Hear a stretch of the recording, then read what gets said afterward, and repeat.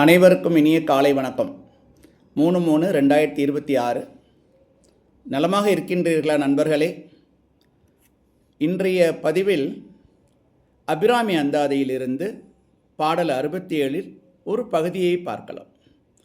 Abirami butter சொல்கிறார், தோத்திரம் செய், தொழுது வழிபடு என்று சொல்கிறார். அம்பாளை துதித்து புகழ்ந்து பாடு, தோத்திரம் செய்ன்னு சொல்கிறார். எப்படிப்பட்ட அம்பாள்? மின் போலும் நின் தோற்றம். அம்பாளுடைய தோற்றம் மின்னல் மாதிரி.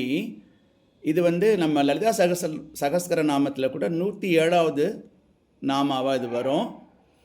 மின்னல் கொடின்ற மாதிரி அமைப்பு வரும். ஸோ அந்த மாதிரி ஒரு அமைப்பை ஒரு வினாடி, ஒரு மாத்திரை பொழுது நீங்கள் அம்பாளை நினச்சிக்கங்க அப்படிங்கிறார். தோத்திரம் செய்து தொழுது மின் போலும் நின் தோற்றம் ஒரு மாத்திரை போதும் மனத்தில் வையாதவர். இந்த மாதிரி நினைக்காதவங்களுக்கு என்ன பிரச்சனை வரும் அப்படின்னு அவர் சொல்கிறார். ஒருவன் எதையெல்லாம் இழப்பான் பாருங்கள். சேரிட்டி, அதாவது வள்ளல் தன்மை.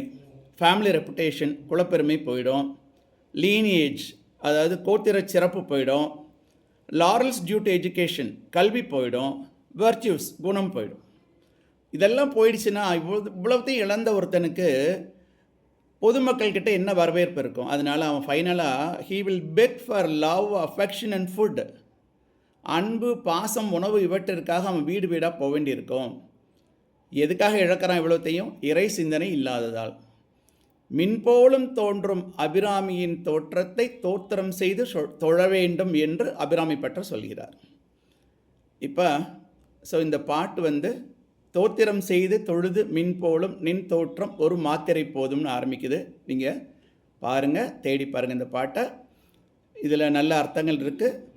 ஒரு நாளின் பழைய பல்லவியை ஆரம்பிக்கிறேன். 1440 நிமிடங்களில் ஆன்மீகத்திற்காக 2 நிமிடங்கள் ஒதுக்குங்கள்.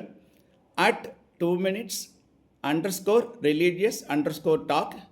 இந்த ஷார்ட் வீடியோவை கடைசி வரை பாருங்கள்.